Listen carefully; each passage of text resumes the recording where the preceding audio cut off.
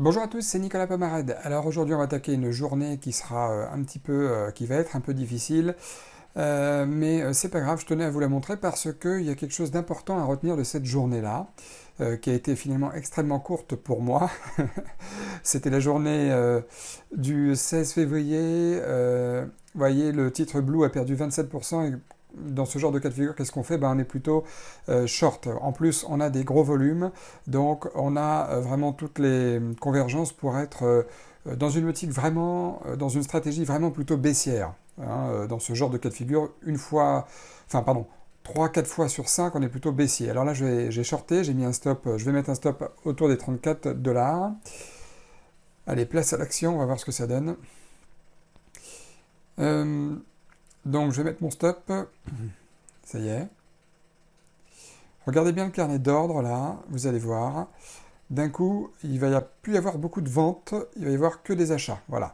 Et hop, je me suis fait stopper. Alors en attendant, c'était la journée d'hier, là j'étais sur le titre Riot, je l'ai raté de peu. C'est pour ça que c'est la vidéo, j'ai pas pu la laisser trop longtemps sur le titre Blue, mais je vais y revenir dans un instant, vous allez voir pourquoi. J'ai raté le titre Riot.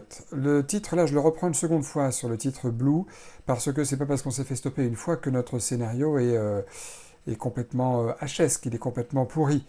Regardez ici, on a plus de vendeurs que d'acheteurs dans la colonne de droite, dans le carnet d'ordre, plus d'ordres de vente exécutés en tout cas que d'ordres d'achat exécutés, donc c'est plutôt positif. Là, je l'ai repris donc une seconde fois, ce trade, parce que l'opportunité est toujours intéressante, le point d'entrée était toujours intéressant aussi, ça c'est très important, il ne faut pas prendre un titre pour le prendre, il faut aussi que le timing soit bien réglé.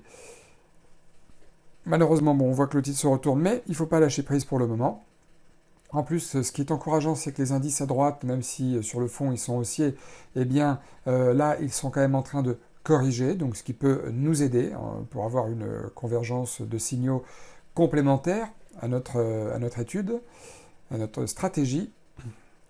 Là, je regarde rapidement le titre PLTR parce que il est intéressant à shorter, vous voyez, à ce niveau-là, donc je le surveille du coin de l'œil.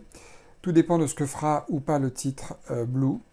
Là, je regarde d'autres titres en même temps. Je regardais d'autres titres en même temps. C'était la journée d'hier, je vous le rappelle. Je l'ai monté aujourd'hui.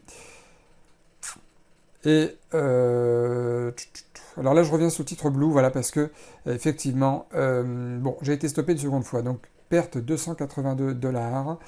Alors, pourquoi c'est intéressant? Non pas parce que j'ai perdu aujourd'hui, ça arrive, mais c'est parce que il ne faut pas s'arrêter à un trade ou deux perdants. Là, effectivement, deux pertes, il est 15h38, 8 minutes après l'ouverture, ça peut arriver aussi. Hier, j'étais resté 3 quarts d'heure de plus sur les écrans, je n'ai rien vu d'autre finalement d'intéressant. Donc voilà, perte de 182 sur le même compte réel. Mais c'est pas grave. Je veux dire, ça c'est le trading. On peut rien y faire. Donc, je voulais que vous le sachiez. Je voulais je voulais vous montrer que ça existe, que c'est normal. Ça fait partie du trading, des journées perdantes. Et ceux qui me suivent depuis un certain temps le savent maintenant très bien.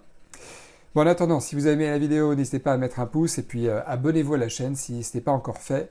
Et puis moi, je vous dis à très bientôt pour d'autres journées de trading. Salut à tous!